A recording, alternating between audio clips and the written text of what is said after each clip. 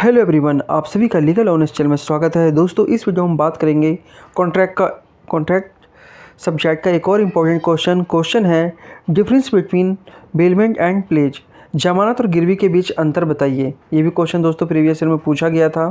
देखिए, बेलमेंट माल को किसी विशिष्ट उद्देश्य से थोड़े समय के लिए स्थानांतरित किया जाता है, मतलब कुछ समय के लिए सामान को उस व्यक्ति को दिया जाता है, ठीक है। गिरवी में क्या होता है, ऋण के भुगतान के लिए माल को सुरक्षा के रूप में हस्तांतरित किया जाता है, ठीक।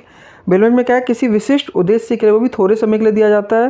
और गिरवी में क्या है, ऋण के भुगतान के लिए माल की सुरक्षा के रूप में हस्तांतरित किया जाता है।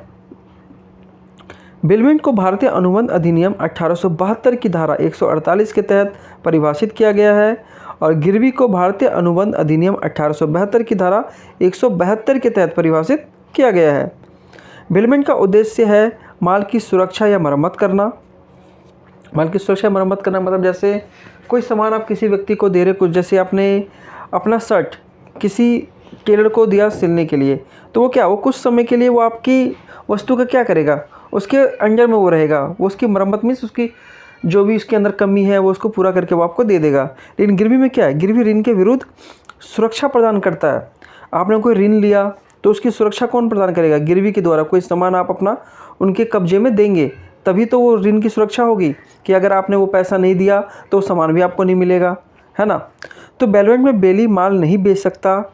गिरवी में यदि गिरवी करता उचित समय के भीतर माल को छुड़ाने में विफल रहता है तो गिरवीदार जिसके पास माल या सामान रखा गया है वो माल को बेच भी सकता है। मान लीजिए आपने किसी के सामने कोई गिरवी रखा और उससे पैसे ले लिए और पैसे आप उसको नहीं देते हैं तो उसको उस वस्तु को बेचने का भी अधिकार है। क्यों? क्योंकि उसने जो पैसा दिया उसकी तो भरपाई करेगा ना, इसलिए उस माल को बेच भी सकता है। लेकिन बेलमेंट में क्या है, माल नहीं बेच सकता। बेलमेंट में बेली माल का उपयोग कर सकता है, गिरवी में माल का उपयोग करने का कोई अधिकार नहीं है।